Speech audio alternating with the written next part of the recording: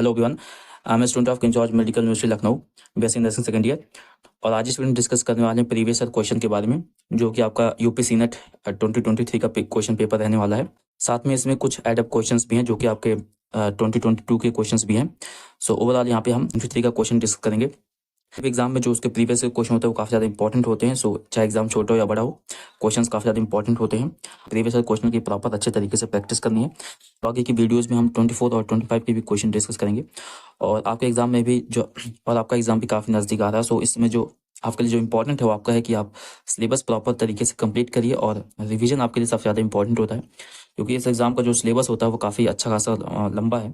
11th और 12th साथ में आता है, प्लस यहाँ पे जो नर्सिंग एप्टीट्यूड और इंग्लिश भी आती है। क्वेश्चंस बेसिक पूछे जाते हैं, बट सिलेबस इसका अच्छा खासा रहता है, तो आपके यहाँ पे प्रॉपर तरीके से रिवीजन करते रहना है। और बेसिक क्वेश्चन साथ में यहाँ पे जो बेसिक न्यूमेरिकल्स होते हैं उनको आपको डेली प्रैक्टिस करते रहना है। तो बेसिकली आज हम इस वीडियो में डिस्कस करेंगे 23 के पेपर के बारे में। और यहाँ पे जो फर्स्ट हमारा आता है, सबसे पहले बायोलॉजी आता है। तो यहाँ पे फर्स्ट क्वेश्चन है, first question is which is the only artery that carries deoxygenated blood in human being. So ये काफ़ी इंपॉर्टेंट क्वेश्चन है। ऐसा क्वेश्चन बनाया जाता है कि कौन सी आर्टरी है जो कि आपका डीऑक्सीजनेटेड ब्लड को कैरी करती है। नॉर्मली जो आर्टरी होती है वो आपकी आउट ऑफ द बॉडी, मतलब बॉडी से दूर जाती हैं। साथ में ये जो ऑक्सीजनेटेड ब्लड को कैरी करती हैं, बट ऐसी आर्टरी है जो आपकी डीऑक्सीजनेटेड ब्लड को कैरी करती है।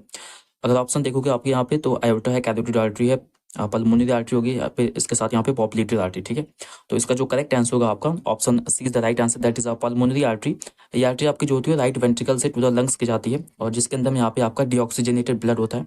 देन ये आपका ऑक्सीजनेटेड ब्लड हो जाता है, किसमें, लंग्स के अंदर में ऑक्सीजनेट होकर के, देन आपका ये जो आपका लेफ्ट एट्रिया होता है उसके अंदर में आता है। ठीक है, नेक्स्ट क्वेश्चन यहाँ पे है, growth by the cell division occurs in dash in plant and dash in animals. यहाँ पे ग्रोथ कैसे होती है, सेल डिवीजन होता है, यहाँ पे प्लांट्स में भी होता है और एनिमल्स में भी होता है, बट कैसे होता है। यहाँ पे जो सेल डिवीजन होता है ये आपका लगातार होता है, किसमें, प्लांट्स में होता है। एनिमल्स में एक सर्टेन स्टेज तक यहाँ पे देखने को मिलता है। तो यहाँ पे ऑप्शन देखते हैं क्या, फर्स्ट ऑप्शन है यहाँ पे continuously only up to certain stage. तो यहाँ पे जो फर्स्ट ऑप्शन है यहाँ पे करेक्ट हो जाएगा, क्योंकि जो ग्रोथ होती है वो प्लांट्स में लगातार वो कॉन्टिन्यूसली हो रही होती है। अगर इन प्लांट एनिमल्स की बात करें तो यहाँ पे जो ग्रोथ होती है वो ओनली सर्टेन स्टेज तक हमें यहाँ पे देखने को मिलती है। ठीक है, तो थर्ड क्वेश्चन यहाँ पे है, who is also called Darwin of 20th century. 20th century का डार्विन किसे कहा जाता है। तो इसका जो करेक्ट आंसर होगा आपका, जो अर्नस्ट मेयर थे इन्हें हम यहाँ पे 20th सेंचुरी का डार्विन कहते हैं। क्यों कहते हैं कि इन्होंने काफ़ी कुछ अच्छे कंसेप्ट दिए थे, जिसमें एक स्पेसिएशन आता है, प्रजातिकरण जैसे हो गया, इन सारी चीज़ों के लिए अच्छे जाने जाते हैं। ठीक है, नेक्स्ट क्वेश्चन इज इंडोलेसिटिक एसिड जिसे हम ऑक्सीजन कहते हैं, इसका जो क्या primary inhibits the growth of.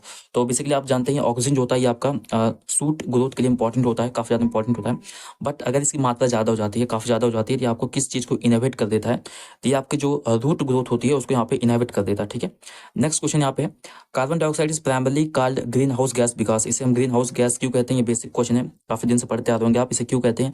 ऐसा इसलिए क्योंकि ये ट्रैप्स हीट, ट्रैप्स लाइट या फिर ट्रैप वार्म करंट। इसका जो करेक्ट आंसर होगा आपका option is the right answer, that is traps heat. ये एक तरीके से हीट को ट्रैप कर लेता है, और यहाँ पे जो इसका अपना जो अर्थ का एटमॉस्फेयर होता है उसका एक प्रॉपर टेम्परेचर होता है।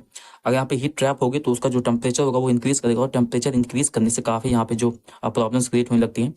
Next question is, in a forest ecosystem bacteria and fungi generally. यहाँ पे जो फॉरेस्ट इकोसिस्टम होता है, आपने पढ़ा होगा चैप्टर में इकोसिस्टम। इकोसिस्टम में कई सारे लेवल्स होते हैं, वहाँ पे अलग अलग टाइप के ऑर्गेनिज्म होते हैं, उनका अपना अपना काम होता है। बट अगर यहाँ पे बैक्टीरिया और फंजाई की बात करें तो बैक्टीरिया फंजाई बेसिकली आपके डिकम्पोजर्स होते हैं। जब ऑर्गेनिज्म की यहाँ पे डेथ हो जाती है उसके बाद यहाँ पर डिकम्पोजिशन का काम होता है, और फिर जो उनके मिनरल्स होते हैं वो आपके वापस से सॉइल में मिल जाते हैं। तो यहाँ पे एक तरीके से ये डिकम्पोजर्स होते हैं। Option B is the right answer.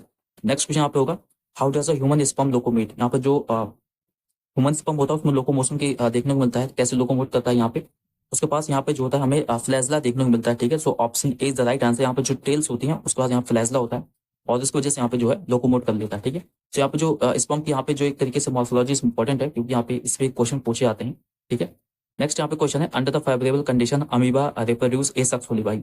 यहाँ पे आप क्वेश्चन देखना है, यहाँ पे लिखा गया फेवरेबल कंडीशन। तो फेवरेबल कंडीशन में जो अमीबा होता है वो एसेक्सुअली कैसे रिप्रोड्यूस करता है, तो वो आपका जो रिप्रोड्यूस करता है अमीबा जो होता है आपका रिप्रोड्यूस करता है, ऑप्शन आपके पास है budding, spore formation, multiple fission या फिर बाइनरी फिशन। तो इसका जो करेक्ट आंसर होगा आपका option D is the right answer, that is binary fission. ठीक है, नेक्स्ट क्वेश्चन यहाँ पे है, in terrestrial plants water used in photosynthesis is taken up by the. Terrestrial plants जो होते हैं वहाँ पे जो वाटर यूज करते हैं वो कैसे यूज करते हैं, बेसिकली कहाँ से लेते हैं, तो आपके ये रूट से लेते हैं। Option B is the right answer.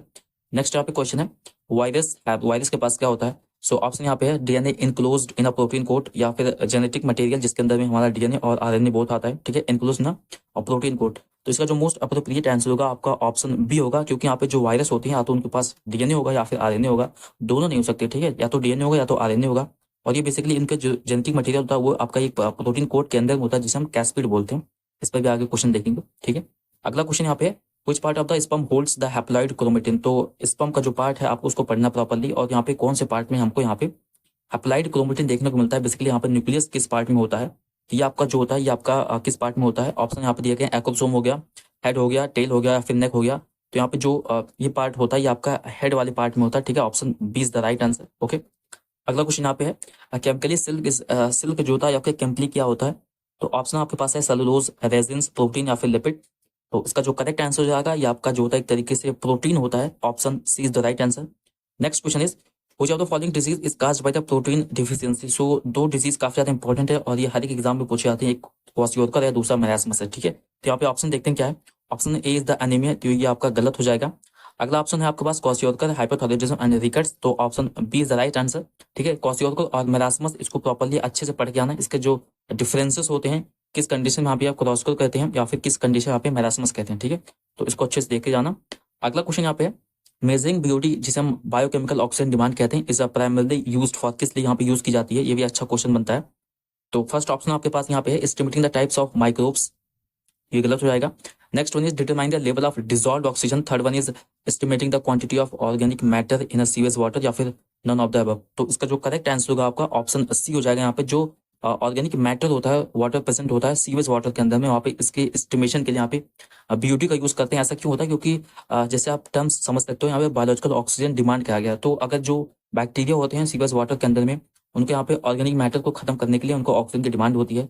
जितना ज़्यादा वो ऑक्सीजन यूज करेंगे उस हिसाब से यहाँ पे एस्टिमेट लगाया जा सकता है कितने यहाँ पे ऑर्गेनिक मैटर प्रेजेंट हो सकते हैं या फिर कितने बैक्टीरिया हो सकते हैं, ठीक है। तो यहाँ पे इस तरीके से यहाँ पे बीओटी का यूज होता है। अगला क्वेश्चन यहाँ पे है, which atmospheric factor act as a anti transparent. यहाँ पे एंटी ट्रांसपेरेंट फैक्टर किसे बोलते हैं, बेसिकली जो यहाँ पे ट्रांसपिरेशन को रोक देता है, या जिसे बोल सकते हैं वाटर वेपर के लॉस को यहाँ पे रोक देता है, ठीक है।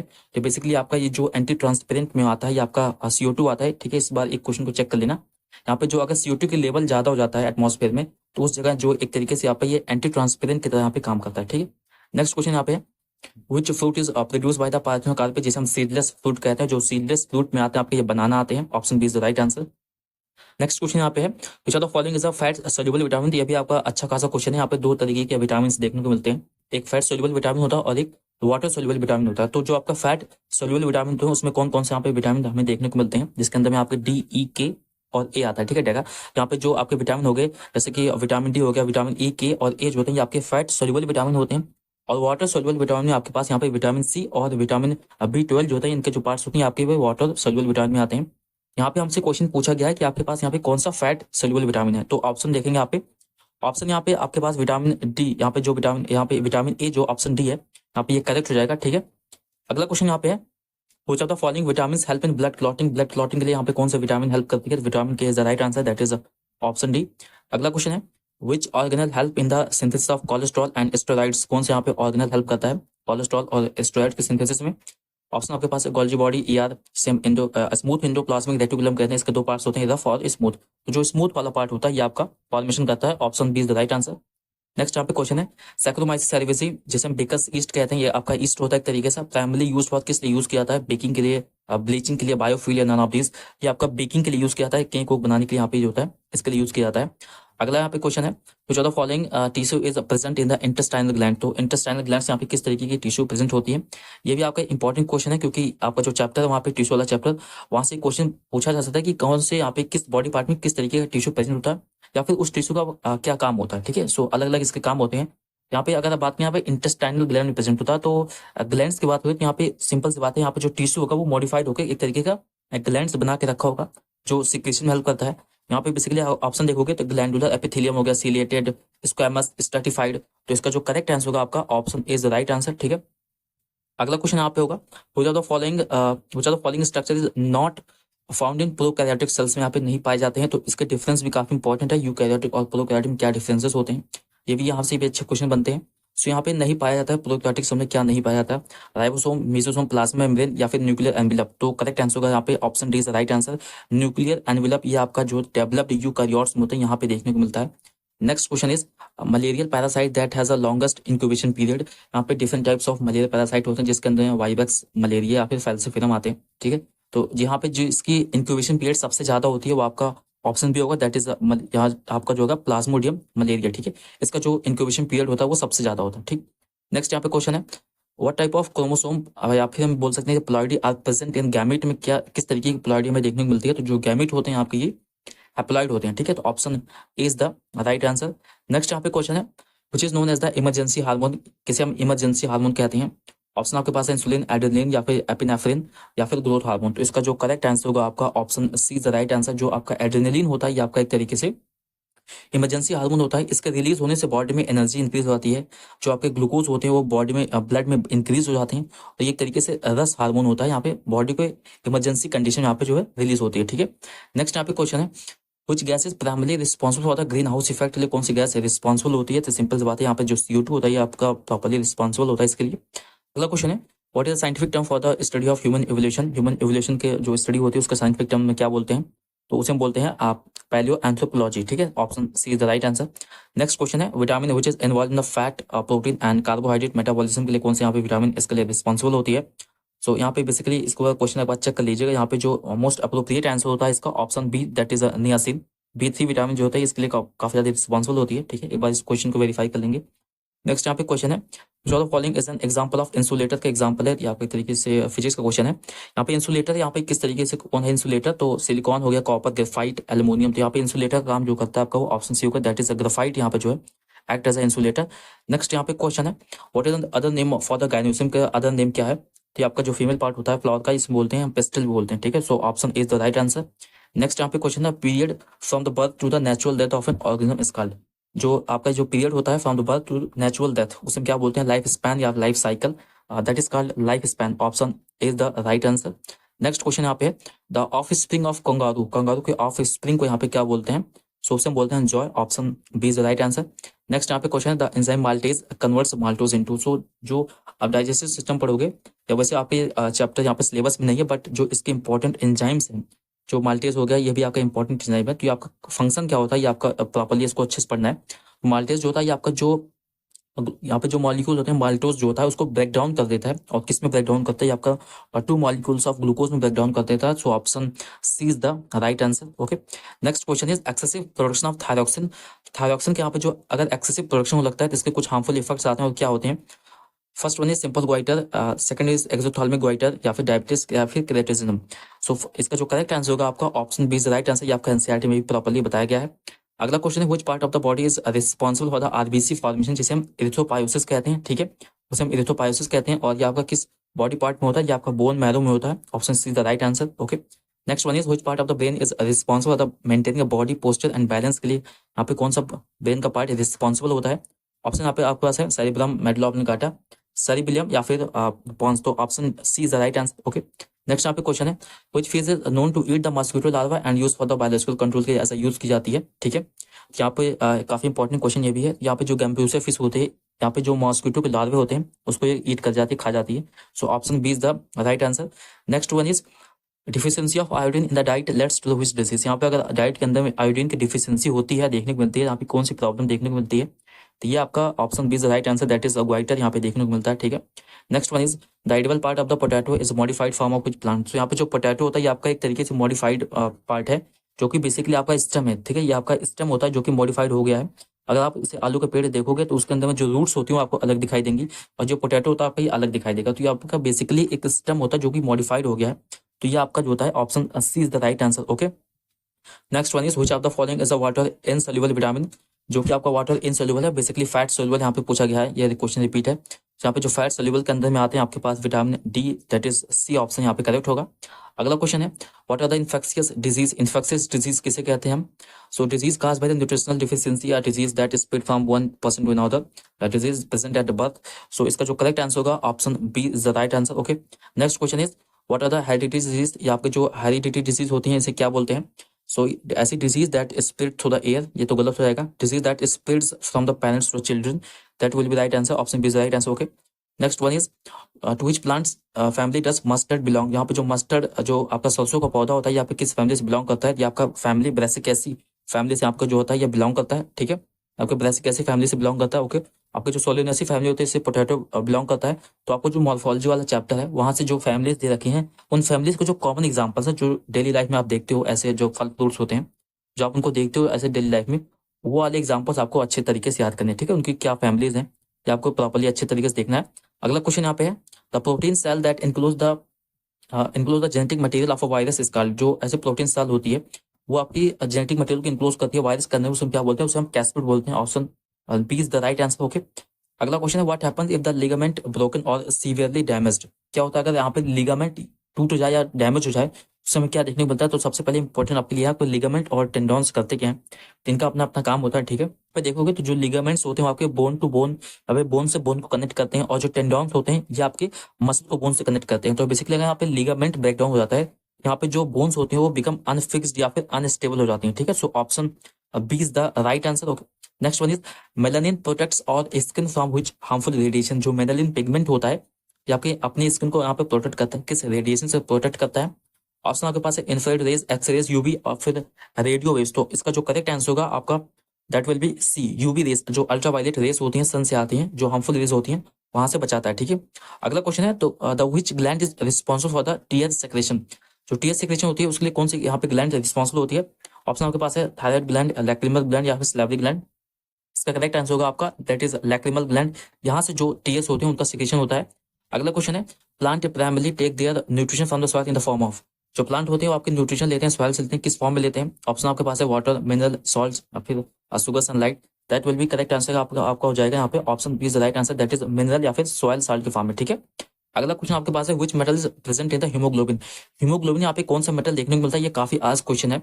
और यहाँ पे आपके पास कौन सा मेटल देखने को मिलता है, option B is the right answer, that is iron. ठीक है, आयरन यहाँ पे होता है हीमोग्लोबिन के अंदर में। अगला क्वेश्चन है, what is the typical life span of RBC.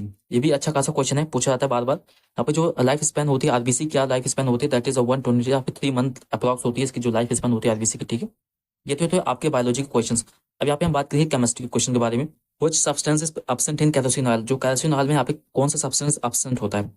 Option दिया गया आपके पास कार्बन, हाइड्रोजन या फिर ऑक्सीजन, नाइट्रोजन। तो सिंपल सी बात है, यहाँ पे जो ऑक्सीजन होगा ये आपका एब्सेंट होगा, क्योंकि आपका जो केरोसिन ऑयल होता है ये आपका एक तरीके से यहाँ पे जो हाइड्रोकार्बन एलिमेंट या आपके हाइड्रोकार्बन प्रोडक्ट है, तो इसके अंदर में हमें यहाँ पे ऑक्सीजन देखने को नहीं मिलता। ठीक है, यहाँ पे कार्बन और हाइड्रोजन यहाँ पे देखने को मिलेगा। अगला क्वेश्चन आपके पास यहाँ पे है, which common item is present in all acids. सभी एसिड्स में यहाँ पे कौन सा कॉमन आइटम प्रेजेंट होता है। ऑप्शन आपके पास है क्लोरीन हो गया, ऑक्सीजन, हाइड्रोजन, सल्फर।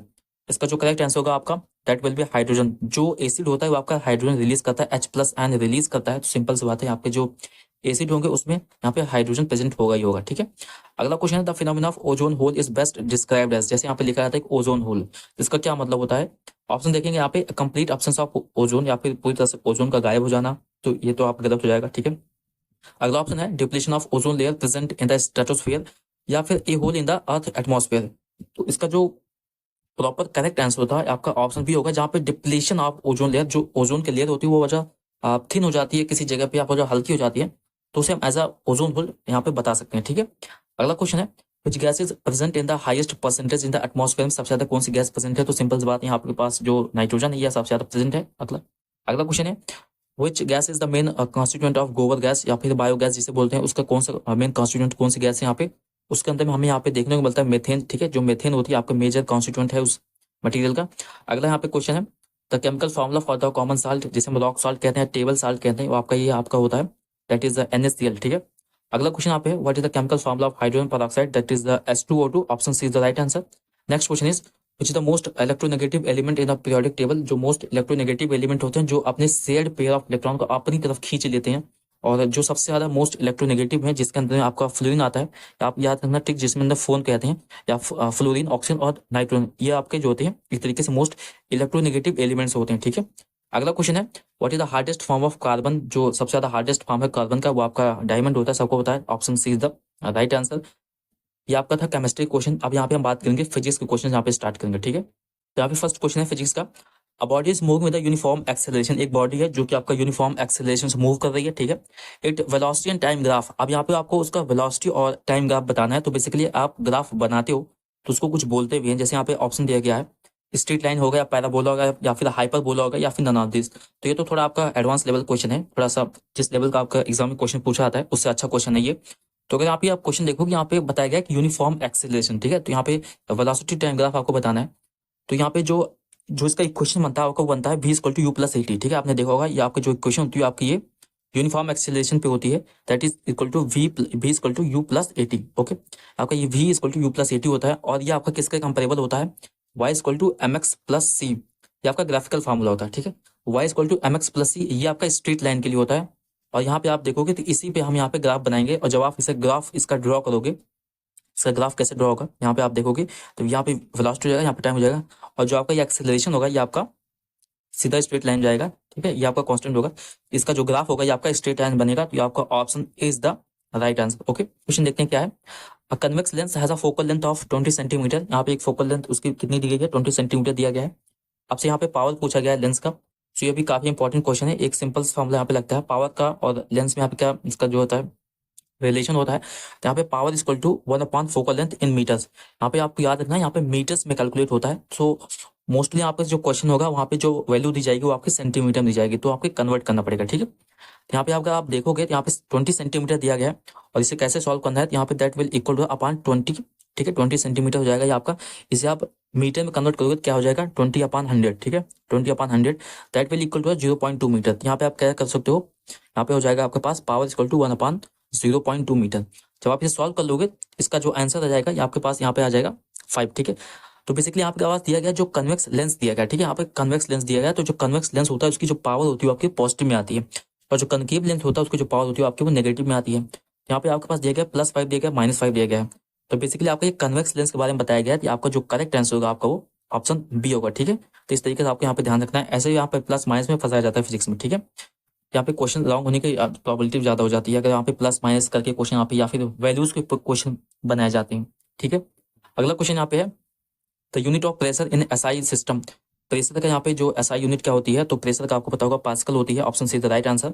अगला क्वेश्चन यहाँ पे अच्छा क्वेश्चन ये यहाँ पे जो बेसिकली आपका ये एम्स लेवल का क्वेश्चन है। क्वेश्चन क्या है, if the radius of the first Bohr orbit is a naught, then the radius of the lowest orbit of the lithium, जिसे हम Li+2 फॉर्म में दिया गया है, यहाँ पे इसका जो Li+2 के फॉर्म में यहाँ पे क्या होगा, तो बेसिकली आपको यहाँ पे बताना है इसका लोएस्ट ऑर्बिट में इसका जो रेडियस होगा क्या होगा।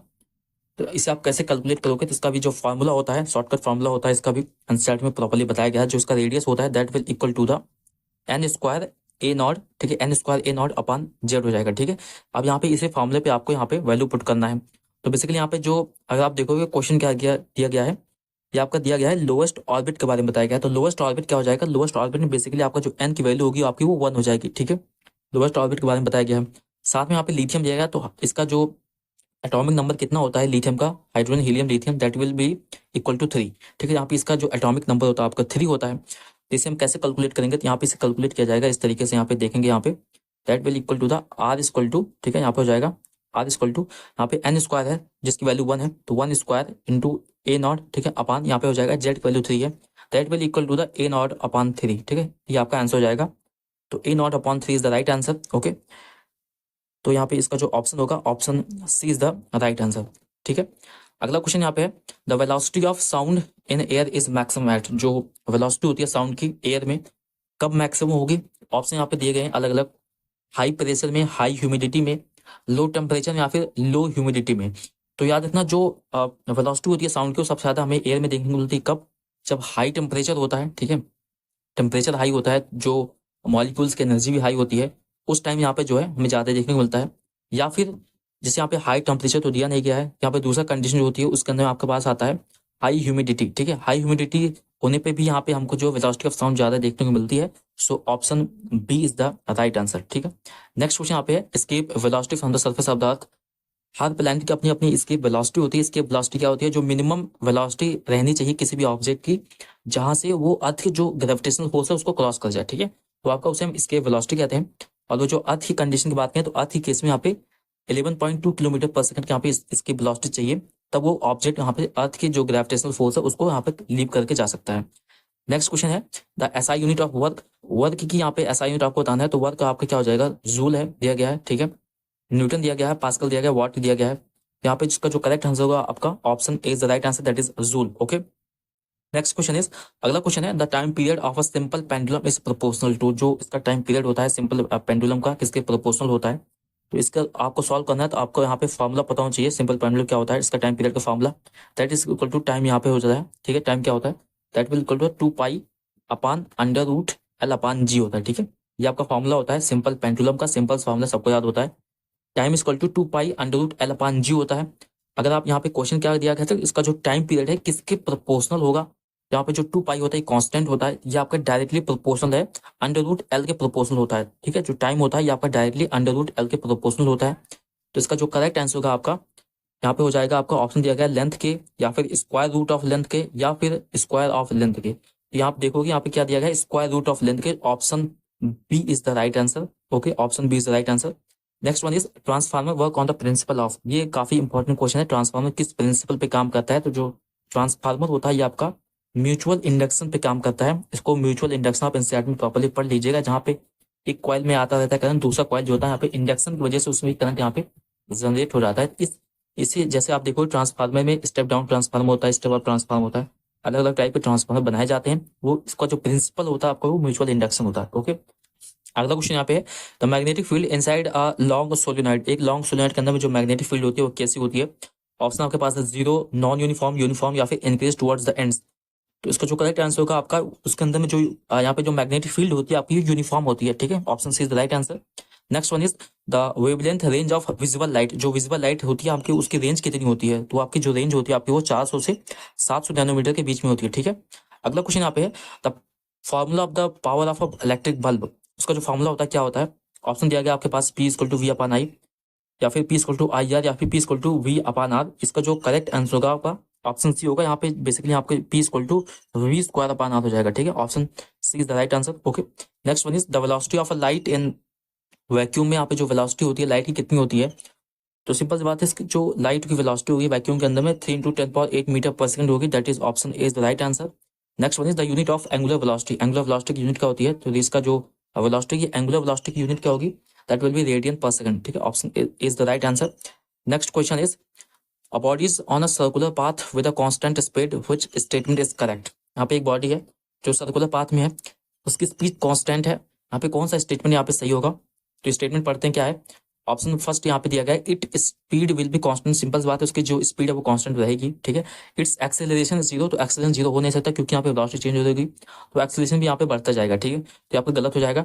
वेलोसिटी कांस्टेंट है, नहीं वेलोसिटी कांस्टेंट नहीं हो सकती, वेलोसिटी यहाँ पे चेंजिंग होगी, ठीक है। अगला क्वेश्चन ऑप्शन है यहाँ पे no force act on it, कोई फोर्स नहीं लग रहा है, या फिर आपका गलत हो जाएगा। Option A is the right answer, यहाँ पे जो इसकी स्पीड है वो आपकी कांस्टेंट रहेगी, ठीक है। Next question is the time period of a simple pendulum depends upon, जो उसका टाइम पीरियड होता है सिंपल पेंडुलम आपका किस पे डिपेंड करता है। Mass of the Bob, length of the pendulum, amplitude या फिर मटेरियल ऑफ द बॉब। तो आप इसे कैलकुलेट करोगे तो यहाँ पे आपके पास आएगा लेंथ ऑफ द पेंडुलम, ठीक है, इस पे डिपेंड करता है, ओके।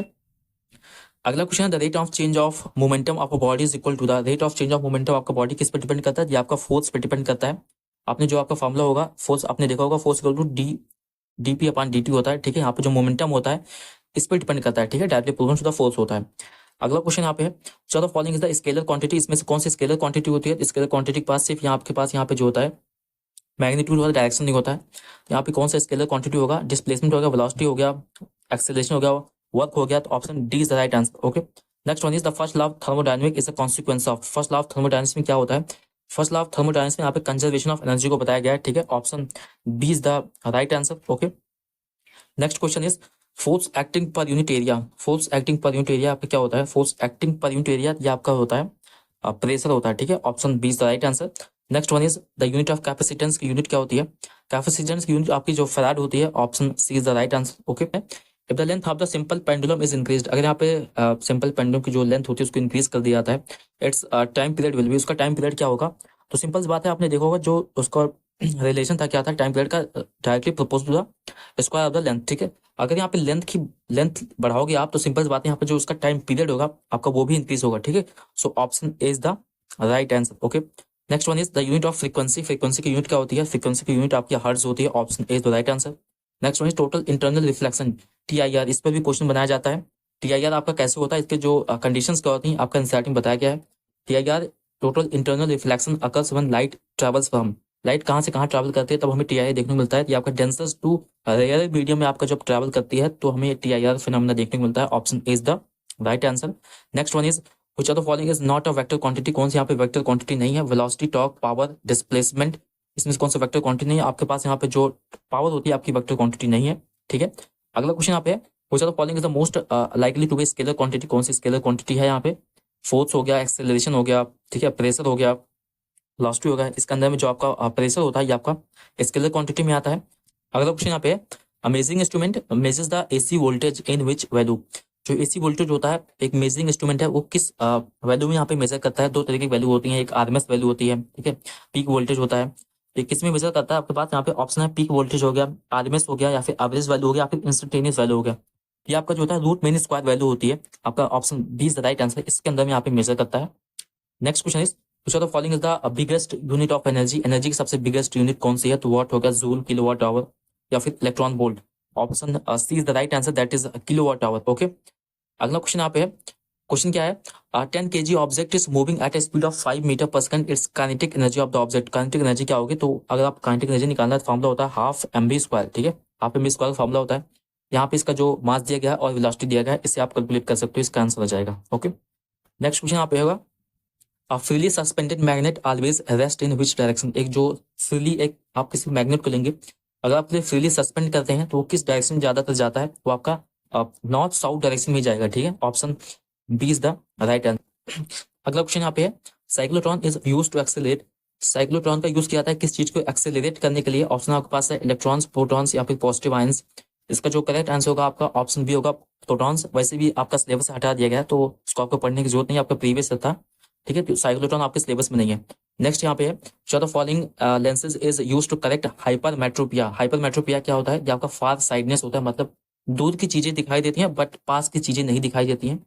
तो ऐसा क्या होता है, क्योंकि आपका पास की चीजें देखनी है तो आपको और ज्यादा कन्वर्जिंग पावर चाहिए, मतलब आपको और ज्यादा कन्वर्ज करना है उस लाइट रेज को, और यहाँ पे जो आईज होती है फेल हो जाती है, उसको कन्वर्ज करने के लिए जो इमेज बनती है आपको रेटिना के पीछे बनती है, इसलिए हम यहाँ पे एक अलग से लेंस लगाते हैं जिससे उसके पास और ज्यादा पावर होती है और वो आपको वो और ज्यादा कन्वर्ज कर देता है, जिससे आपका जो इमेज होती है आपकी वो रेटिना के पास बनती है। यहाँ पे कौन सा हम लेंस का यूज करते हैं? कन्वेक्स लेंस यूज करते हैं, जो आपके जो रेज होती है उसको आपको और ज्यादा कन्वर्ज कर देता है, जिसकी वजह से यहाँ पे इमेज प्रॉपरली रेटिना पे बनती है तो हमें अच्छे से दिखाई देता है। अगला क्वेश्चन है, optical fibres work on the principle, जो ऑप्टिकल फाइबर्स होते हैं जो कि आपका इंटरनेट केबल्स हो गया, ठीक है, टावर्स में यहाँ पे यूज की जाती है, और ये किस प्रिंसिपल पे वर्क करती है? काफी इंपॉर्टेंट क्वेश्चन है, ये आपके TIR पे वर्क करती है, that is total internal reflex पे काम करते हैं, ठीक है। अगला क्वेश्चन यहाँ पे है, which of the following has the least mass, सबसे कम मास किसका? यहाँ पे electron, proton, neutron, alpha particles. सबसे कम मास आपको देखने को मिलता है इलेक्ट्रॉन का, ठीक है, तो इलेक्ट्रॉन हैज लीस्ट मास, ठीक है। नेक्स्ट वन इस क्वेश्चन है, इलेक्ट्रिक फील्ड क्या है आपके पास? जो इलेक्ट्रिक फील्ड क्या होती है? इलेक्ट्रिक फील्ड आपकी बेसिकली इलेक्ट्रिक स्केलर क्वांटिटी है, या फिर वेक्टर क्वांटिटी है, डायमेंशनल क्वांटिटी है, ये आपकी वेक्टर क्वांटिटी है, ठीक है। इलेक्ट्रिक फील्ड आपके पास यहाँ पे मैग्नीट्यूड और डायरेक्शन दोनों होता है, ये आपकी वेक्टर क्वांटिटी है। अगला क्वेश्चन यहाँ पे, what is the SI unit of magnetic field induction? Magnetic field induction, इसकी जो SI यूनिट क्या होती है? इसकी जो SI यूनिट होती है आपकी ये टेस्ला होती है, option A is the right answer. Next question is the vibration produce in the sitar string, जो वाइब्रेशन प्रोड्यूस होता है सितार के स्ट्रिंग में वो आपके कौन सी वाइब्रेशन होती है? तो बेसिकली अगर आप देखोगे जो सितार की स्ट्रिंग होती है दो तरफ से बंधी होती है, ठीक है, अगर यहाँ पे ड्रॉ करें, यहाँ पे इस तरीके से बंधी होती है, यहाँ पे एक स्ट्रिंग होती है, जब इसे बजाया जाता है ये आपका यहाँ पे वेव रिलीज होती है, तो वेव ऐसे जाती है, ठीक है, ऐसे जाकर के वापस टकराती है और फिर वापस आती है। तो बेसिकली यहाँ पे जो वेव्स होती हैं ये आपका दो स्ट्रैंड्स के बीच में ही घूमती रहती हैं, इसलिए इन्हें स्टेशनरी वेव्स कहते हैं, ठीक है, ये आपका स्टेशनरी हो जाती हैं। और इन्हें हम ट्रांसवर्स क्यों कहते हैं? क्योंकि आपका जो ये लाइन है, ठीक है, इसके परपेंडिकुलर यहाँ पे वाइब्रेट करती है, 90 डिग्री देख रहे होगे आप, यहाँ पे 90 डिग्री ऐसे वाइब्रेट करती है, इसलिए आपकी स्टेशनरी और ट्रांसवर्स वेव कहते हैं। इसका जो करेक्ट आंसर होगा आपका option is the right answer, ये आपकी स्टेशनरी और ट्रांसवर्स वेव होती है जो आपकी सितार स्ट्रिंग्स के अंदर में देखने को मिलती है, ठीक है। अगला क्वेश्चन यहाँ पे है, अच्छा क्वेश्चन यहाँ पे है, the self inductance is 5 henry and the rate of change of current is 2 ampere per second, then the induced EMF, उसके अंदर में जो इंड्यूस होगा EMF जो बनेगा उसकी वैल्यू क्या होगी? इसका जो फार्मूला होता है आपका NCERT में दिया गया है, इसका फार्मूला होता है आपका induced EMF that will be equal to L into DI/dt, ठीक है, DI/dt। यहाँ पे जो इसका L होता है आपका इंडक्टेंस है, इसका आप कैलकुलेट करोगे तो यहाँ पे आपके पास आ जाएगा 5 हेनरी का इंडक्टेंस दिया गया है, साथ में यहाँ पे 2 एम्पियर पर सेकंड, DI/dt की वैल्यू कितनी दी गई है? 2 ampere per second, that will be equal to 2, that will equal to the 10। तो यहाँ पे पास जो इंड्यूस्ड EMF है वो 10 वोल्ट का इंड्यूस्ड EMF हुआ है, इसका जो करेक्ट आंसर होगा आपका option B is the right answer. अगला क्वेश्चन यहाँ पे है, जो पोलराइड ग्लासेस होते हैं ये किस लिए यूज की जाती हैं? सन ग्लासेस जिसे इसके अंदर में होता है, ये प्रॉपर्टी होती है, क्या होती है इसके अंदर में? दे लुक स्टाइलिश, या फिर they reduce light intensity, they increase light intensity, जो सन ग्लासेस होते हैं बेसिकली उसका वर्क काम ही होता है जो लाइट इंटेंसिटी होती है उसको कम कर देता है, ठीक है। इसके अंदर जो फिनोमिना होता है, जो पोलराइज ग्लासेस होते हैं उसका फिनोमिना चलता है, एक तरीके के जो फिनोमिना होता है जिसमें अंदर में जो लाइट की इंटेंसिटी होती है उसको रिड्यूस कर दिया जाता है। इसको आप एनसीईआरटी में पढ़ोगे, जो लाइट वाला चैप्टर है, उसके बाद जो चैप्टर है वहाँ पे अच्छे से बताया गया है, ठीक है। अगला क्वेश्चन यहाँ पे है the following phenomena is not explain by the wave theory of light. तो दो तरीके की थ्योरी दी गई थी, वेव थ्योरी ऑफ लाइट, जिसके अंदर में कौन से फिनोमिना हमें यहाँ पे नहीं देखने को मिलता है, एक्सप्लेन नहीं किया जाता उस थ्योरी से। तो कौन से फिनोमिना यहाँ पे एक्सप्लेन नहीं कर सकते इस थ्योरी से? ऑप्शन आपके पास है डिफ्रैक्शन है, इंटरफेरेंस हो गया, फोटो इलेक्ट्रिक इफेक्ट या फिर पोलराइजेशन। इसका जो करेक्ट आंसर होगा आपका option C is the right answer, that is photo electric effect that cannot be explained by this theory. Okay, next question is the beta particles emitted। ये आपका जो radio active वाला part है ये आपका delete कर दिया गया सिलेबस से। यहाँ पे जो बीटा पार्टिकल्स होते हैं कहाँ से इमिट करते हैं? ये आपके electron produce DK of the neutrons, जो ऐसे इलेक्ट्रॉन्स जो प्रोड्यूस होते हैं आपके न्यूट्रॉन्स के डीके होने के बाद प्रोड्यूस होते हैं, ठीक है। अगला क्वेश्चन है इन सीरीज एलसीआर सर्किट। एक एलसीआर सर्किट है, ठीक है। एलसीआर सर्किट में क्या गया आपके पास यहाँ पे इंडक्टेंस होता है, कैपेसिटेंस होता है और रजिस्टर होता है। इससे यहाँ पे सीरीज बनती है, सर्किट बनती है। इसके अंदर में आपके पास जो कैपेसिटेंस की वैल्यू दी गई है वो 10 माइक्रोफैराड के दिया गया है। ओमेगा की जो वैल्यू आपके पास यहाँ पे है 1000 पर सेकंड है। What will be the value of inductance? यहाँ पे हमसे इंडक्टेंस की वैल्यू पूछा गया है, कब पूछा गया है? At maximum current. ये आपका थोड़ा सा अच्छा क्वेश्चन है, ये आपका एम्स का क्वेश्चन है, नीट लेवल का क्वेश्चन है। यहाँ पे हमसे एट कब पूछा गया? जब मैक्सिमम करंट होता है। तो मैक्सिमम करंट कब होता है ये आपको बताना है। यहाँ करंट पे वैल्यू क्या होती है? तो बेसिकली जो मैक्सिमम करंट या फिर जो आपका एक मैक्सिमम रेजोनेंस पे होता है, बेसिकली उस पर कंडीशन क्या होता है? जो आपका एक्सल होता है जिसे हम इंडक्टिव रिएक्टेंस कहते हैं, ये आपका इक्वल हो जाता है कैपेसिटिव रिएक्टेंस के। बेसिकली आपका जो एक्सल होता है ये आपका एक्सी के बराबर हो जाता है। अब यहाँ पे हम इसी पे वैल्यू पुट करके इसको सॉल्व करेंगे। अगर आपका एक्सल इक्वल टू एक्सी हो गया, इसका क्या मतलब होता है? यहाँ पे हम इसकी वैल्यू देखते हैं। जो एक्सल की वैल्यू होती है, जो एक्सल की वैल्यू होती है आपकी कितनी होती है? ओमेगा एल होता है। और जो एक्सी वैल्यू होती है आपकी कितनी होती है? 1/ओमेगा सी होता है, ठीक है। तो हम यहाँ पे क्या, अगर ये दोनों इक्वल है तो ओमेगा एल इक्वल टू 1/ओमेगा सी भी यहाँ पे इक्वल हो गया, ठीक है। ओमेगा एल इक्वल टू 1/ओमेगा सी भी यहाँ पे इक्वल हो जाता है। अब यहाँ से हम एल वैल्यू क्या कर सकते हैं? 1/ओमेगा स्क्वायर सी हो जाएगा, ठीक है। जब आप इसे कैलकुलेट करोगे तो एल इक्वल टू 1/ओमेगा स्क्वायर सी हो जाएगा। अब यहाँ पे 1 जैसे यहाँ पे देखते हैं क्या होगा, ठीक है। यहाँ पे एल इक्वल टू 1/ओमेगा स्क्वायर सी आ गया, ठीक है। अब यहाँ पे क्या करेंगे? अब यहाँ पे हम वैल्यू पुट करेंगे। ओमेगा की वैल्यू आपको दिया गया है 1000 पर सेकेंड। कैपेसिटेंस आपके पास यहाँ पे 10 दिया गया है, 10 माइक्रोफैराड का। 10 माइक्रोफैराड है। एक माइक्रोफैराड यहाँ पे अगर आपको फैराड में कन्वर्ट करना है तो उसकी कितनी वैल्यू होती है? 10 - 6 फैराड की इक्वल होता है, ठीक है। यहाँ पे अगर आपके पास 10 माइक्रोफैराड दिया गया है तो इसको हम फैराड में कन्वर्ट करेंगे 10 × 10⁻⁻6 फैराड, ठीक है। ये आपका हो जाएगा 10⁻⁻5 फैराड की इक्वल हो जाएगा। तो यहाँ पे इसकी वैल्यू पुट कर देंगे किसके अंदर में? यहाँ पे कैपेसिटेंस सी वैल्यू के अंत में यहाँ पे इसकी वैल्यू पुट कर देंगे। ये आपकी क्या आ जाएगा? That will equal to the 1/1000 का स्क्वायर इंटू 10⁻⁻5। ओके, जब आप इसे सॉल्व कर लोगे, इसको सॉल्व करने के बाद आपके पास जो वैल्यू आएगी कितने में आएगी? आपके पास जो वैल्यू आएगी आपके पास यहाँ पे आएगी वैल्यू 0.1 हेनरी की आएगी, ठीक है। 0.1 हेनरी की आएगी। अब यहाँ पे आपके पास क्वेश्चन दिया गया है कि मिली हेनरी में दिया गया। तो मिली हेनरी क्या होता है? 1 = 1000 मिली हेनरी, ठीक है। 1000 मिली हेनरी। तो 0.1 को 1000 से डिवाइड कर दोगे तो आपके पास कितना आ जाएगा? 100। तो option A is the right answer. थोड़ा अच्छा क्वेश्चन था, ये आपका एम्स लेवल क्वेश्चन था, ठीक है। अगला क्वेश्चन यहाँ पे है, ये भी अच्छा क्वेश्चन है। 100 वाट, एक 100 वाट का बल्ब है जो कि आपका 110 वोल्ट पे चलता है, ठीक है। किस चीज इल्यूमिनेट किया जा रहा है? लाइट दी जा रही है, 120 वोल्टेज सप्लाई दी जा रही है विद द ट्रांसफार्मर के साथ में। If the supply current is 0.5 ampere, current है वो आपका 0.5 एम्पियर का दिया जाता है। तो एफिशिएंसी क्या है आपको फार्मा का? आपका एक तरीके का क्वेश्चन है। तो एफिशिएंसी आपको कैसे कैलकुलेट करनी है? तो एफिशिएंसी कैसे कैलकुलेट की जाती है? जो एफिशिएंसी में आप देखोगे इसका जो फार्मूला होता है ईटा इक्वल टू, ठीक है। यहाँ पे जो फार्मूला होता है आपका eta equal to power output upon power input into 100%, ठीक है। Power output upon power input into 100% ऐसे कैलकुलेट किया जाता है। तो सबसे पहले यहाँ पे हम पावर आउटपुट कैलकुलेट करेंगे। तो आउटपुट में हमें यहाँ पे 100 वाट मिल रहा है, ठीक है। 100 वाट यहाँ पे आपका जल रहा है। इनपुट में क्या जा रहा है? तो पावर का जो फार्मूला होता है आपका power equal to V × I होता है, ठीक है। Power equal to V × I होता है, जिसके अंदर में यहाँ पे वोल्टेज हमें 220 वोल्ट पे चल रहा था। करंट कितना जा रहा था? 0.5 एम्पियर का। जब आप इसे कैलकुलेट करोगे 220 × 0.5 करोगे तो आपके पास क्या आ जाएगा? आपके पास 110 वाट आ जाएगा, ठीक है। अब यहाँ पे हमारे पास इनपुट और आउटपुट आ गया। अब यहाँ पे हम एफिशिएंसी को चेक करेंगे। तो ईटा इक्वल टू जो आउटपुट था आपका 100 वाट का है, इनपुट आपका 110 वाट का है। इसे आप कैलकुलेट करोगे तो आपका 90% आता है, ठीक है। तो यहाँ पे जो एफिशिएंसी है इसकी ट्रांसफार्मर की आप कितनी आती है? आपकी 90% आती है। So option C is the right answer. Okay, next यहाँ पे क्वेश्चन है, assume the dimension formula of the mass. यहाँ पे जो मास का डायमेंशन फार्मूला होता है जिसे हम एम से अज्यूम करते हैं, लेंथ की एल से और टाइम का टी से करते हैं, इलेक्ट्रिक करंट का आई से करते हैं। अब यहाँ पे आपको निकालना है रेजिस्टेंस का। ये भी एक अच्छा खासा लंबा क्वेश्चन है, इंपॉर्टेंट क्वेश्चन है, बेसिकली आपका ये एम्स के लेवल का क्वेश्चन है।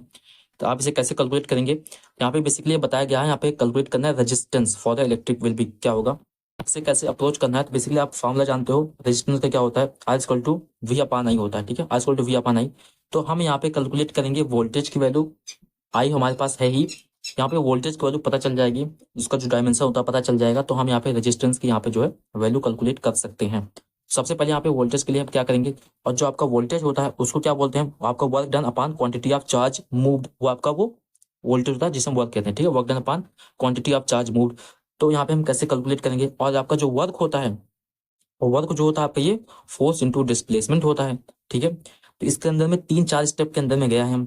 यहाँ पे वर्क जो होता है आपका फोर्स इंटू डिस्प्लेसमेंट होता है। तो फोर्स आपको पता होगा ml2t-2 होता है, इंटू डिस्प्लेसमेंट आपका एल हो गया। तो यहाँ पे जो वर्क की वैल्यू आ जाएगी आपके पास ml2, यहाँ पे आपके पास जो आ जाएगा ml²t-2 हो जाएगा। ठीक है, ये आपका हो जाता है, ये आपका वर्क का वैल्यू आ जाता है। ठीक है, ये आपकी वर्क की वैल्यू आ गई।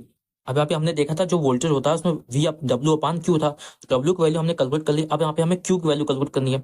तो आपने देखा फॉर्मूला होता है I equal to Q upon T होता है। ठीक है, I equal to Q upon T होता है, तो क्यू इक्वल टू क्या हो जाएगा, आई इंटू टी हो जाएगा। ठीक है, तो करंट हमारे पास है और टी हो गया, ये आपका जो डायमेंशन हो जाएगा इसका आई टी हो जाएगा। ठीक है, ये आपका डायमेंशन हो गया। अब यहाँ पे इसकी वैल्यू पुट करेंगे, वैल्यू पुट करेंगे तो अब यहाँ पे क्या आ जाएगा, voltage equal to ml2t-2 upon i t. ठीक है, आई टी हो जाएगा।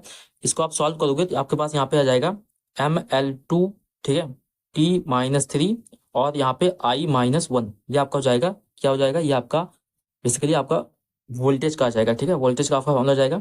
अब यहाँ पे हम रेजिस्टेंस का कैलकुलेट करेंगे। रेजिस्टेंस जो हमने पहले देखा था जिसके अंदर में R equal to we upon I था, फी आ गया हमारे पास, करंट हमारे पास ऑलरेडी है, इसको हम यहाँ पे फॉर्मूला रख देंगे तो हमारे पास आ जाएगा r equal to we upon i, that will equal to the ml2t-3 i-1 upon i, that will equal to the ml2t-3। ठीक है, t-3 हो जाएगा i-2, ये आपका आंसर हो जाएगा। तो यहाँ पे आप देखोगे इसके अंदर में कौन सा ऑप्शन है जिसके अंदर में ml2t-3 साथ में यहाँ पे i-2 होगा, तो ऑप्शन यहाँ पे जो डी होगा, option D is the right answer. इस तरीके के इतने लंबे क्वेश्चन आपके एग्जाम में वैसे नहीं पूछे जाते हैं, ये आपका एम्स का क्वेश्चन होता है या फिर आपका नीट में ऐसा क्वेश्चन पूछा जाता है। ठीक है, तो बेसिक लेकिन आपको आना चाहिए। ठीक है, क्वेश्चन क्या है, a conductor with a resistance of 5 ohm is subject to a potential difference of 10 volts, the current flowing through the conductor is. तो यहाँ पे कौन सा करंट फ्लो होता है, कितना वैल्यू यहाँ पे है करंट की, यहाँ पे फॉर्मूला देखेंगे v equal to I r होता है। ठीक है, v equal to I r और i equal to we upon r. ठीक है, i equal to we upon r, तो यहाँ पे v जो होता है आपका 10 वोल्ट हो गया, रेजिस्टेंस 5 ओम का है, तो यहाँ पे कैलकुलेट करेंगे तो यहाँ पे 2 एम्पियर। ठीक है, option A is the right answer. Simple सा क्वेश्चन था, simple formula based question. Next question is, अगला क्वेश्चन यहाँ पे है, the density of mercury in CGS system is 13.6 ग्राम पर सेंटीमीटर क्यूब है। अगर आपको इसको एसआई सिस्टम में कन्वर्ट करना है तो कैसे करेंगे, यहाँ पे ये क्वेश्चन बताया गया है। अब इसे हम कैसे कन्वर्ट करेंगे, तो आपने देखा होगा जो 1 kg होता है आपका वो 1000 ग्राम के इक्वल होता है। जो 1 ग्राम जैसे यहाँ पे लिख देते हैं, जैसे यहाँ पे 1 kg होता है आपका ये 1000 ग्राम के इक्वल होता है, तो 1 ग्राम आपका क्या हो जाएगा, ये आपका 10-3 kg हो जाएगा। ठीक है, माइनस कर देंगे, ये आपको 10-3 kg हो जाता है। ऐसे भी लिखा जा सकता है। ठीक है, इस तरीके से जैसे यहाँ पे दिया जाता है कि 1 मीटर इक्वल टू 100 सेंटीमीटर होता है, तो 1 सेंटीमीटर क्या हो जाता है आपका 10-2 मीटर हो जाता है। ठीक है, इस तरीके से यहाँ पे लिखा जा सकता है। ऐसे सिंपल से यहाँ पे इसके ऊपर फॉर्मूला पुट कर देना बस। यहाँ पे 13.6 लिखा गया है, 13.6 that will be equal to, यहाँ पे बताया गया कि ग्राम अपान सेंटीमीटर क्यूब है, ग्राम अपान सेंटीमीटर क्यूब है। तो ग्राम को हम कैसे लिख सकते हैं, ग्राम को हम लिख सकते हैं 10⁻³ केजी में लिख सकते हैं इस तरीके से, अपान सेंटीमीटर क्यूब के यहाँ पे सेंटीमीटर पे लिखते हैं, सेंटीमीटर को हम लिख सकते हैं 10-2 और अपान 3 कर देंगे। बस आप इसे कैलकुलेट कर लेंगे, आपके पास जो आंसर हो जाता है आपका आंसर हो जाएगा। आंसर कितना आएगा, 13.6 into 10⁻³ kg per metre cube, that will be option B is the right answer. इसे आप सॉल्व कर सकते हैं। अगला क्वेश्चन यहाँ पे है, ये भी थोड़ा सा अच्छा लंबा क्वेश्चन है। The focal length of a convex lens in air is equal to the radius of curvature. यहाँ पे जो फोकल लेंथ है किसी कन्वेक्स लेंस की वो आपका रेडियस ऑफ कर्वेचर की इक्वल हो गया। ठीक है, रेडियस ऑफ कर्वेचर इक्वल हो गया, यानी बाई कर्व लेंस है। The refractive index of the material of the lens, यहाँ पे उसका जो रिफ्रैक्टिव इंडेक्स है उसको आपको यहाँ पे बताना है। जो यहाँ पे जो लेंस मेकर फार्मूला होता है, अच्छा क्वेश्चन है ये, जो लेंस मेकर फार्मूला होता है वहां से आपको बताना है। उसका जो फार्मूला होता है 1 upon focal length that will equal to the n-1 अब 1 अपान R1 माइनस R2, ये आपका फॉर्मूला होता है लेंस मेकर फॉर्मूला। इसी फॉर्मूले पे आपको यहाँ पे क्वेश्चन सॉल्व करना है। ये क्वेश्चन थोड़ा सा लंबा है, ठीक है, इसको यहाँ पे सॉल्व करते हैं। देखते हैं यहाँ पे सबसे पहले आपके पास कंडीशन क्या रखी है कि जो उसका फोकल लेंथ है एफ की जो वैल्यू आपके वो रेडियस के इक्वल है, तो यहाँ पे इसकी वैल्यू हम पुट कर देंगे सीधा, ठीक है। इसके बाद हम क्या करना है, पे हमने एज्यूम किया है कि आपका इक्वी कनकेव लेंस है जिसके अंदर में दो रेडियस होते हैं, तो एक रेडियस आपका जो होता है आपका प्लस आर हो जाएगा और दूसरा जो रेडियस R2 होता है आपका वो माइनस आर हो जाएगा, ठीक है। यहाँ पे इसकी वैल्यू पुट करते हैं, एक प्लस आर होगा और एक माइनस आर होगा। यहाँ पे जो 1/f था फोकल लेंथ, उसके यहाँ पे हम रेडियस की वैल्यू पुट करेंगे क्योंकि यहाँ पे क्वेश्चन दिया गया है कि फोकल लेंथ ऑफ जो कन्वेक्स लेंस है आपको इक्वल है रेडियस ऑफ कर्वेचर, ठीक है। यहाँ पे जो इसका फाइनल फॉर्मूला बनता है आपका वो 1/r that equal to the n-1, ठीक है, n-1 1/r minus 1/r minus, ठीक है, ये आपका हो जाएगा। तो ये आपका इसे सॉल्व करोगे तो ये आपका प्लस में आ जाता है, ठीक है, यहाँ पर माइनस हट जाता है, ये आपका प्लस में आ जाता है। इसके बाद कैसे सॉल्व करना है, जब ये आपका प्लस में आ जाता है देन आप यहाँ पे और ज्यादा इसको सिंप्लीफाई करते जाना है। सिंप्लीफाई करेंगे तो आपके पास यहाँ पे क्या आ जाएगा, आपके पास 1/r हो जाएगा that will equal to the n-1।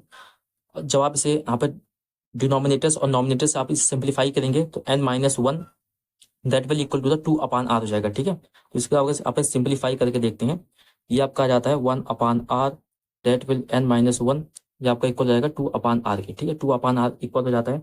यहाँ से आर आर कैंसिल हो जाता है, आर आर कैंसिल हो जाएगा। जब ये आर आर कैंसिल हो जाता है इसके बाद जिसकी जो फाइनल यहाँ पे वैल्यू आती है that will equal to 1 into 2, 1 into 2। यहाँ पे अपान या इधर से हटकर यहाँ पे जो मल्टीप्लाई से अपान इक्वल किधर जाएगा तो आपका डिवाइड हो जाएगा, तो 1/2 इक्वल टू n-1 हो जाएगा, ठीक है। और यहाँ पे आपका जो होता है जब आप इसे कैलकुलेट करोगे और ज़्यादा सिंप्लीफाई करोगे तो ये आपका इक्वल टू आ जाएगा 1.5 के इक्वल आ जाएगा, ठीक है। इसका जो करेक्ट आंसर होगा आपका that will be option B is the right answer 1.5, okay. तो थोड़े बड़े क्वेश्चन थे, ये आपके एम्स या फिर नीट में पूछे जाते हैं, बट ये आपका प्रीवियस क्वेश्चन था।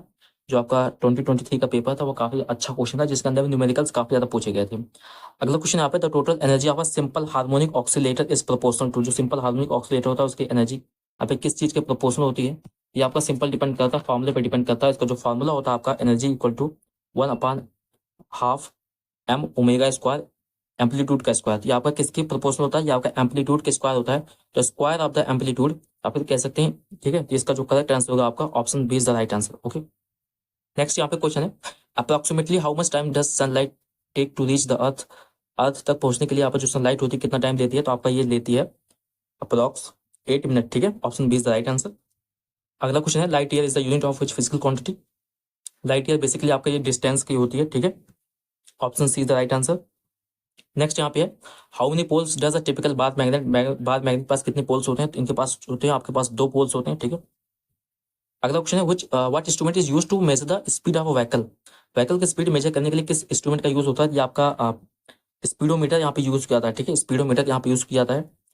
Next question is how many primary colours are there in rainbow, rainbow में कितने प्राइमरी कलर्स होते हैं जो कि आपका विगो से रिप्रेजेंट होता है, आपके पास 7 कलर्स होते हैं, option C is the right answer, okay. क्या थे आपके फिजिक्स के क्वेश्चन। अब यहाँ पे हम स्टार्ट करेंगे नर्सिंग एप्टीट्यूड के questions.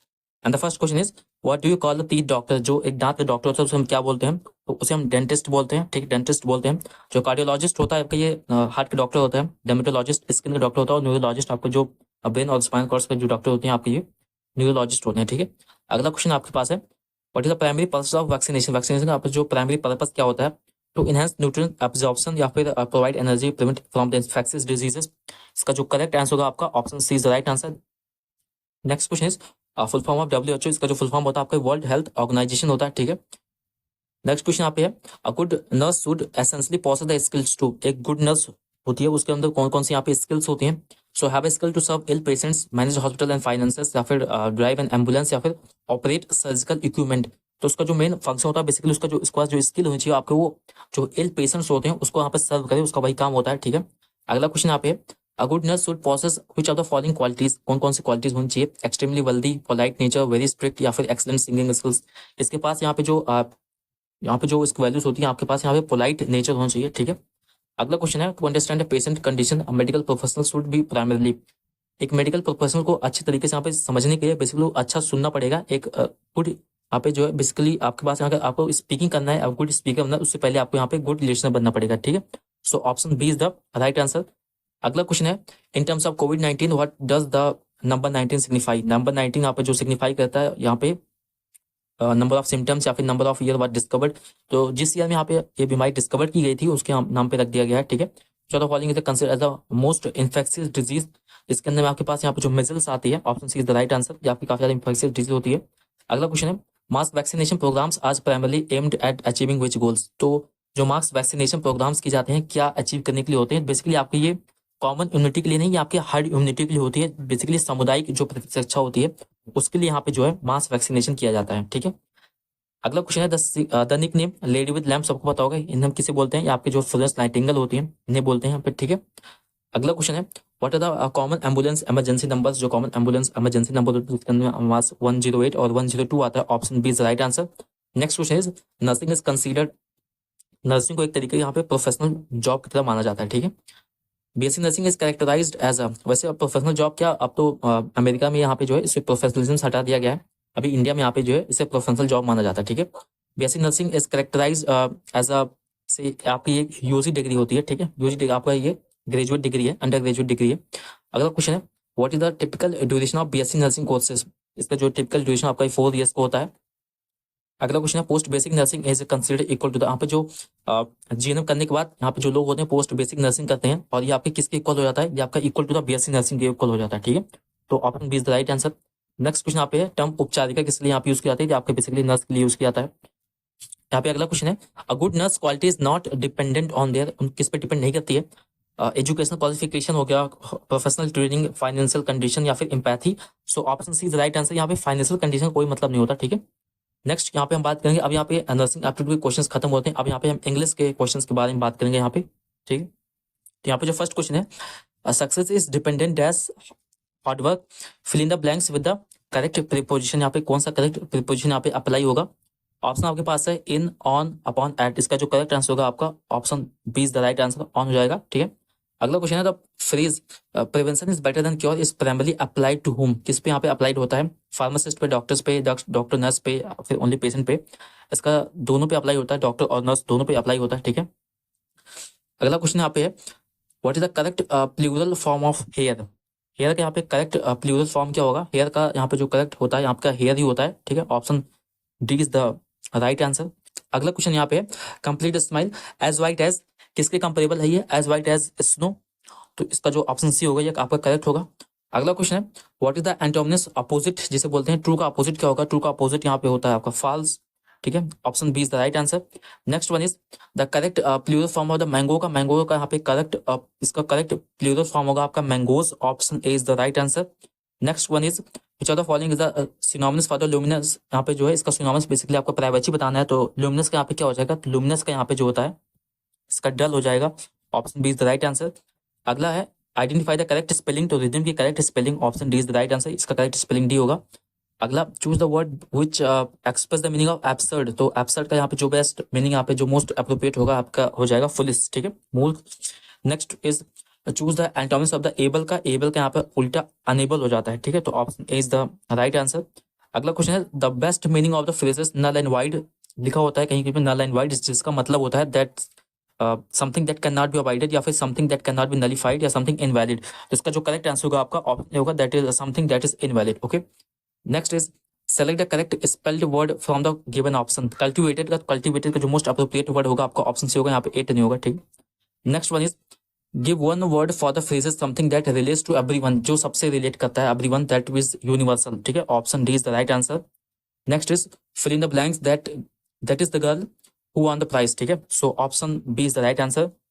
Next is identify the substance with an correct use of an article an, तो एन क्या होगा यहाँ पे? An orange is a fruit, okay, option B is the right answer. Next one is identify the substance with the most correct use of superlative form, quick यहाँ पे superlative form का use करते हुए आपको यहाँ पे प्रॉपर सेंटेंस बनाना है।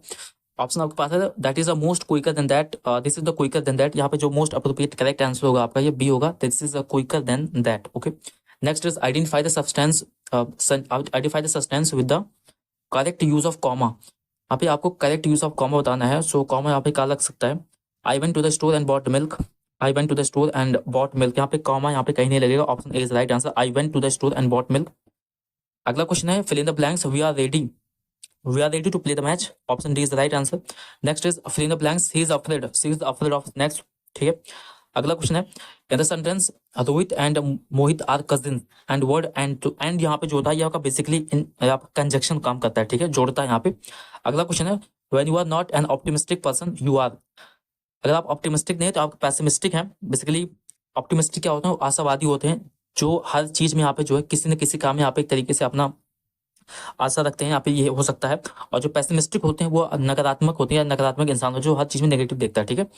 अगला क्वेश्चन यहाँ पे people who belongs to the same country, जो सेम कंट्री को बिलोंग करते हैं उन्हें हम क्या बोलते हैं, उन्हें हम बोलते हैं कॉम्पेट्रियोट्स बोलते हैं, ठीक है। Option D is the right answer. Next is what is the term for the person who is fond of books, जो बुक्स लवर होते हैं उसे हम क्या बोलते हैं, वो आपके बिलियोफाइल होते हैं, ठीक है। ऑप्शन यहाँ पे जिसका जो करेक्ट ऑप्शन होगा आपका option A is the right answer. Next यहाँ पे है question a person who is oppose to war और वायलेंस, जिसे वार या फिर वायलेंस पसंद नहीं है वो क्या होते हैं, आपको पैसिफिस्ट होते हैं। Option B is the right answer.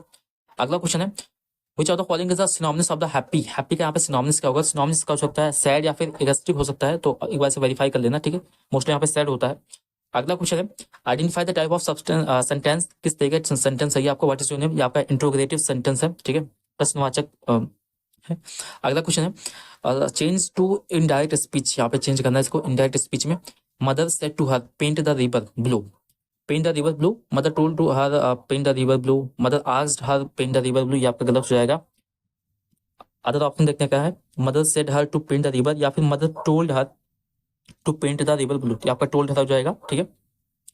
अगला क्वेश्चन है what is the following is an antonym of the optimist, optimist का यहाँ पे उल्टा पैसिमिस्ट होता है, ठीक है।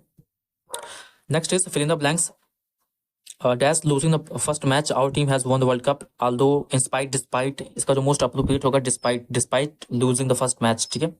Next is fill in the blanks he dash out very quickly when I met him yesterday, yesterday मतलब वॉज लगे यहाँ पे, तो dash was walking he is walking, यहाँ पे जाएगा आपके पास ऑप्शन ए वॉज वॉकिंग, ठीक है।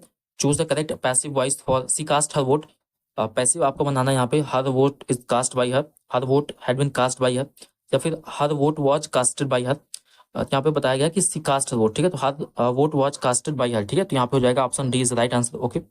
नेक्स्ट यहाँ पे होगा rearrange the parts to form the correct sentence, ये भी क्वेश्चन काफी पूछे आते हैं, मेंटल एक्सट्राऑर्डिनरी एबिलिटी या फिर ब्लेस्ड विद हिज, सो यहाँ पे अगर आप देखोगे तो ही इज ब्लेस्ड, ठीक है, he is blessed with the extraordinary mental ability, तो 5 हो जाएगा यहाँ पे, ठीक है। इसके साथ यहाँ पे ब्लेस्ड रहेगा तो ऑप्शन 4 आ जाता है, he is blessed with extraordinary, तो 5 4 2 हो जाएगा यहाँ पे, ठीक है। He is blessed with extraordinary mental ability, यहाँ पे हो जाएगा 5 4 2 1 3, दैट विल बी ऑप्शन, यहाँ पे हो जाएगा आपका option B, that will be right, okay, option B is the right answer. अगला क्वेश्चन यहाँ पे fill in the blanks the government is confident that the standard of living will begins to rise, start होएगा बढ़ना, ठीक है, option B is the right answer. Next is fill in the blanks the policeman asked me where I was going, तो इसका हो जाएगा option आपके पास हो जाएगा option B is right answer. Next is pick up the correct spelling, तो beggar हो जाता है यहाँ पे, इसका जो करेक्ट स्पेलिंग होगा आपका सी होगा, ठीक है। Next question is fill in the blanks if you had work hard, अगर तुमने यहाँ पे वर्क हार्ड किया होता या अच्छे से काम किया होता, you would get a first class, या फिर यू वुड हैव गॉट, अगर किया होता तो मिल जाता, ठीक है। नेक्स्ट यहाँ पे क्वेश्चन है complete the saying well begun is half done, basically कहा जाता है कि अगर आपने काम शुरू कर दिया तो कम से कम समझ लीजिए आधा काम हो गया, ठीक है। So basically well begun is half done, so option C is the right answer. Next यहाँ पे क्वेश्चन है identify the correct spelling, definitely का ऑप्शन यहाँ पे option C is the right answer. Next question यहाँ पे fill in the blanks I was standing beside her, मैं उसके बगल में खड़ा था, तो option A is the right answer. चलो following is the sentence is correct, इसमें से कौन सा करेक्ट है, either he or his brothers are guilty, either he or not his brother are guilty, either he or his brother is guilty, okay, so option D is right answer. अगला question है one who can not die, जो मर नहीं सकता वो आपका immortal है, जिसे हम अमर कहते हैं, ठीक है। Fill in the blanks he dash tomorrow to attend the weddings, he will come tomorrow, ठीक है, वो कल आएगा to attend the weddings, okay. अगला क्वेश्चन है what does the item to keep an eye on mean, to keep an eye on mean मतलब किसी को प्रॉपर्ली वॉच करना, मॉनिटर करना, option B is the right answer. Question है how many words in the following sentence should be capitalised, कितने words यहाँ पे capitalise किए जा सकते हैं। So first one is a, यहाँ पे हो जाएगा, ठीक है। अ फ्यू डेज एगो, माई यहाँ पे हो जाएगा, ठीक है, my mother told my father, I यहाँ पे हो जाएगा कैपिटलाइज, ठीक है। लेकिन फिलिप्स यहाँ पे कैपिटल हो जाएगा पी का, फ्रैंकॉट एंड किटोंग की, ठीक है। तो आपके 6 वर्ड्स यहाँ पे कैपिटलाइज किए जा सकते हैं। Option D is the right answer. Next यहाँ पे इन the following sentences which underline word is not correctly capitalised, यहाँ पे इसको हम करेक्टली कैपिटलाइज्ड नहीं किया गया है। She was from the China सही है। She was studying the declaration of independence. The state capital is Austin and my research paper is on dogs. ये आपका जो होता है यहाँ पे जो रिसर्च पेपर है इसको हम नॉर्मल भी लिख सकते हैं, ठीक है। Option D is the right answer, ठीक है। तो ये थे आपके इंग्लिश के क्वेश्चन पेपर। सो ओवरऑल यहाँ पे हमने bio, physics, chemistry, nursing aptitude यहाँ पे सारे क्वेश्चंस कवर किए हैं जो कि आपके 2022 के साथ में यहाँ पे 2023 के ये प्रीवियस ईयर क्वेश्चन है, ठीक है। तो क्वेश्चन काफी ज्यादा थोड़ा बहुत अच्छे क्वेश्चन थे फिजिक्स में, बट ऐसे क्वेश्चन नहीं आ रहे हैं। सो आपको इस समय बेसिक क्वेश्चन और साथ में जो बेसिक न्यूमेरिकल वाले क्वेश्चन है उनके फॉर्मूले की एक प्रॉपर अच्छी तरीके से लिस्ट बना लीजिए। ऐसे क्वेश्चन जो आपको नहीं आ रहे हैं उनको आपको बार बार रिवाइज करते हैं, और सिलेबस और साथ में यहाँ पे रिविजन सबसे ज्यादा इंपॉर्टेंट है इस एग्जाम के लिए। सो मिलते हैं अगले वीडियो में जहाँ पे हम 24 के क्वेश्चन डिस्कस करेंगे, ठीक है। So thanks for watching the video.